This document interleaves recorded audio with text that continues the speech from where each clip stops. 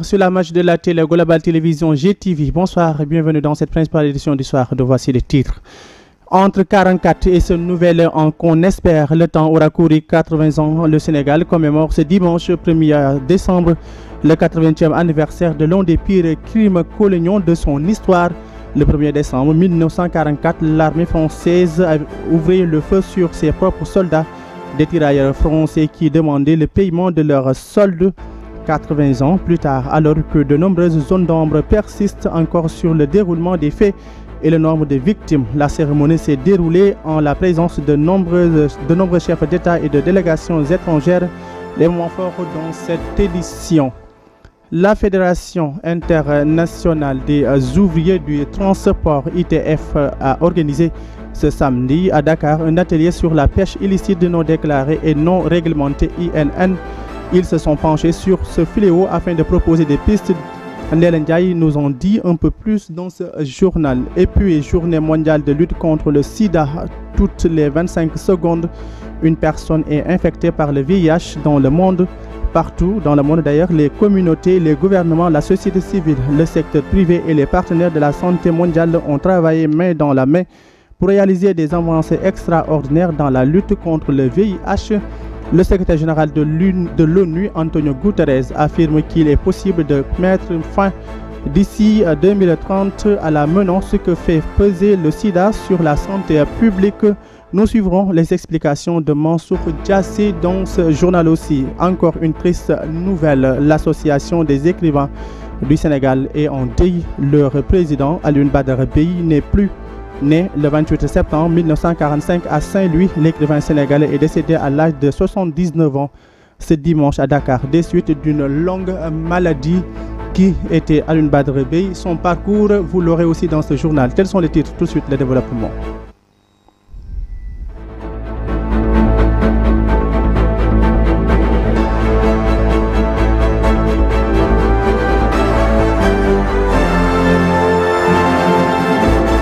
Bonsoir à toutes et à tous. Jean-Noël Barrot confirme la position d'Emmanuel Macron sur le massacre des tirailleurs sénégalais à Thiaroye, comme affirmé par le président de la République, Bassirou Diomaye Diakhar Faye, qui a reçu une lettre de son homologue. Le président français reconnaît la responsabilité de la France dans cette affaire. Jean-Noël Barrot, que je vous propose d'écouter, il est au micro de Ali Magassa. Rien ne peut justifier que des soldats de la France aient ainsi retourné leurs canons contre leurs frères d'armes. Les douleurs encore si vives provoquées par cette plaie béante dans notre histoire commune, seul un travail de mémoire peut conduire à les apaiser. Il n'y a pas d'apaisement sans la justice, et il n'y a pas de justice sans la vérité. La vérité, l'histoire et la mémoire ne sont pas des postures, mais des processus portant une part de complexité, devant lesquels nous ne devons pas reculer. C'est pourquoi la transmission des archives a été décidée en 2014. C'est pourquoi la France a accueilli une mission d'étude des archives que vous avez mandatée, qui contribue aux travaux du comité dirigé par le professeur Mamadou Diouf. C'est la raison pour laquelle le président de la République vous a écrit, Monsieur le Président, pour vous dire que la France se doit de reconnaître que ce jour-là, s'est déclenché un enchaînement de faits ayant abouti à un massacre. Et si la France reconnaît ce massacre, elle le fait aussi pour elle-même, car elle n'accepte pas qu'une telle injustice puisse entacher son histoire. Mohamedou Ould Cheikh El Ghazouani, président de la Mauritanie et de l'Union africaine, a rendu hommage aux tirailleurs sénégalais, soulignant qu'ils ont traversé des continents pour défendre une cause qui n'était pas la leur. Mohamedou Ould Cheikh El Ghazouani a appelé à ne jamais oublier cette page sombre de notre histoire commune. Il est au micro d'Ali Mangassa. Nous sommes ici aujourd'hui pour honorer la mémoire des tirailleurs de Thiaroye, qui ont écrit par leur bravoure et leur sang une magnifique page de l'histoire de notre combat commun pour la liberté, pour la justice et la dignité. Ils ont traversé des continents pour défendre une cause qui n'était pas la leur, mais à laquelle ils ont cru sur des terres qui ne leur étaient point familières et dans des conditions climatiques particulièrement hostiles.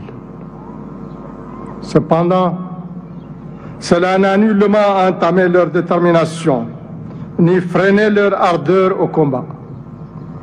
Ils ont affronté la mort sur le champ de bataille et en sont sortis victorieux, contribuant ainsi à la victoire des Alliés et à la libération de la France.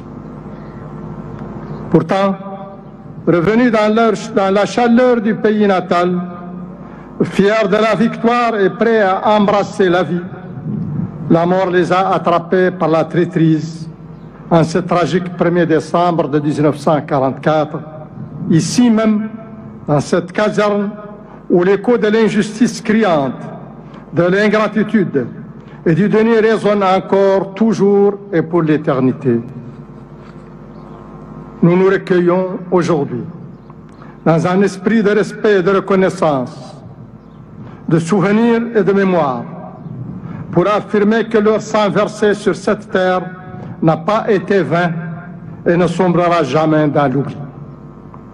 Leurs sacrifices resteront gravés dans notre mémoire et présents dans la conscience collective de nos peuples. Toujours nous rappeler qu'aussi intenses que soient les conflits et aussi profondes que soient les injustices, la vérité et le droit triomphent toujours inexorablement. Tout comme le président de la Mauritanie, celui du Sénégal aussi a pris la parole ce matin lors de la commémoration de Thiaroye 44.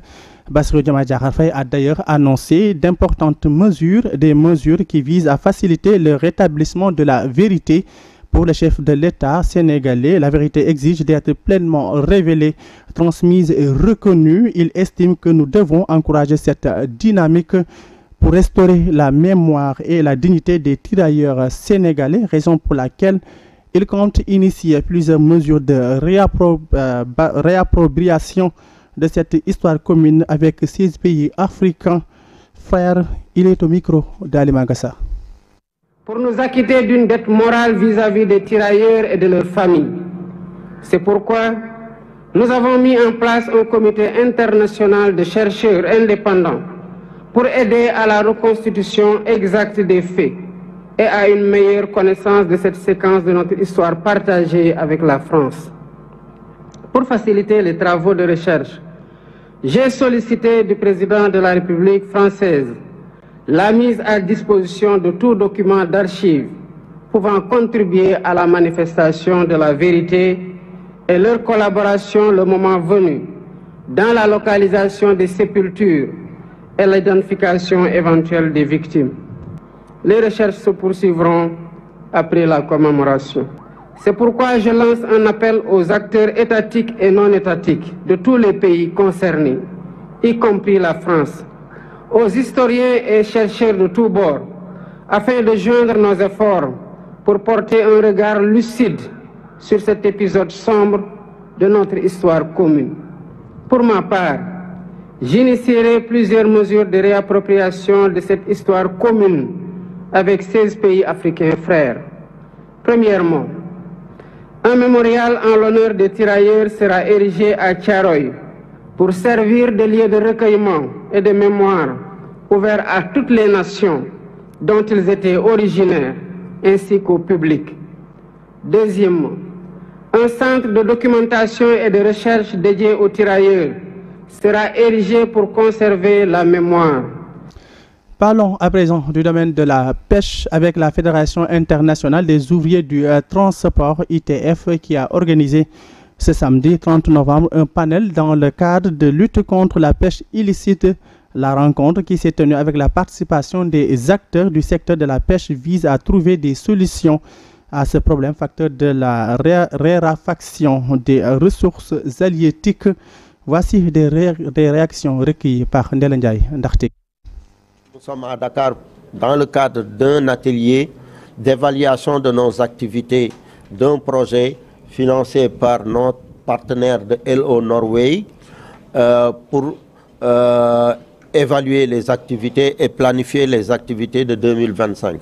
Mais nous avons décidé ce matin d'organiser un panel sur la pêche INN la pêche illicite, non déclarée et non réglementée, qui est un fléau qui joue un rôle négatif dans le secteur de la pêche, participant à la raréfaction des ressources. À partir de Dakar, créer une coalition qui peut imposer la prise en considération des acteurs de la société civile sur la lutte contre la pêche INN. La pêche illicite est un ensemble d'activités qui sont liées à la pêche et qui entravent les bonnes activités durables dans le secteur de la pêche. Les principaux éléments qui favorisent, c'est le manque de transparence, parce que les pays ne sont pas suffisamment transparents dans l'octroi des licences, dans les procédures, en tout cas des activités de pêche. Il y a aussi la faiblesse dans les outils de lutte contre la pêche illicite.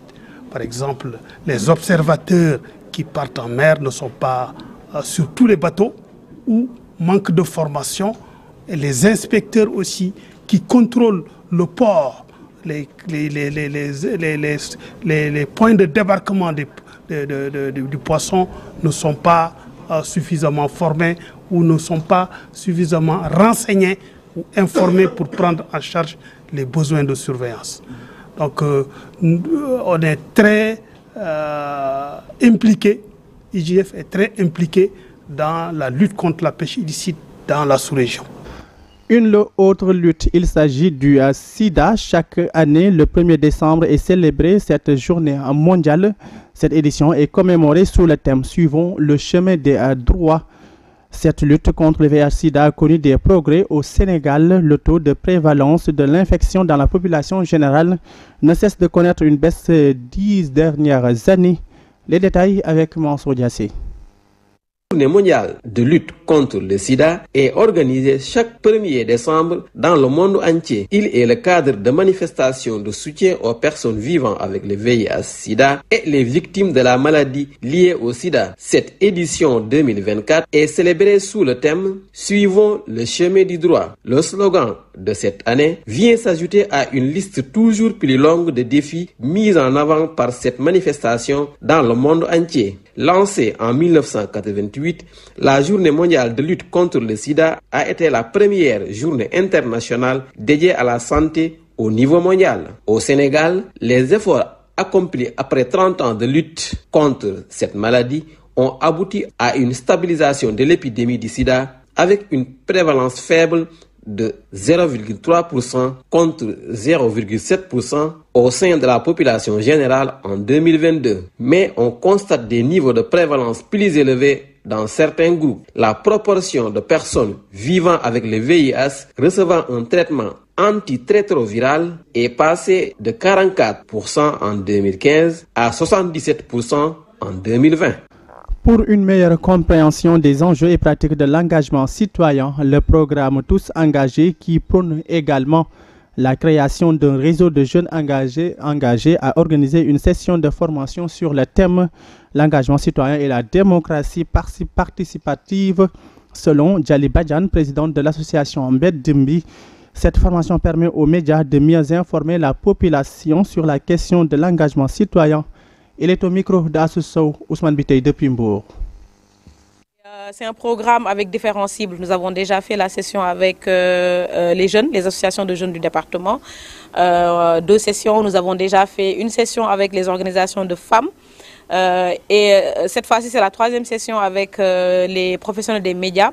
Parce que pour nous, il est important de sensibiliser tous ces cibles-là sur les questions de l'engagement citoyen, de la démocratie participative et surtout aussi de rappeler aux médias le rôle qu'ils peuvent jouer pour une démocratie participative et surtout pour la promotion de l'engagement citoyen, mais aussi pour pouvoir informer de manière sûre et claire les différents auditeurs, spectateurs et internautes sur la question.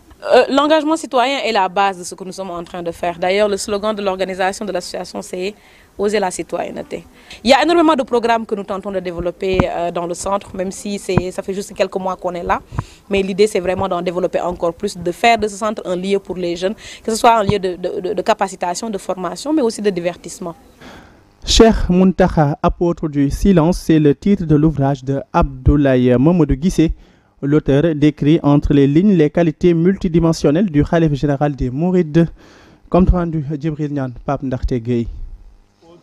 C'est celui qui propage, c'est celui qui éternise, c'est celui qui élève dans les cieux, dans tous les coins et recoins du monde, un message, une action qui sert à l'humanité.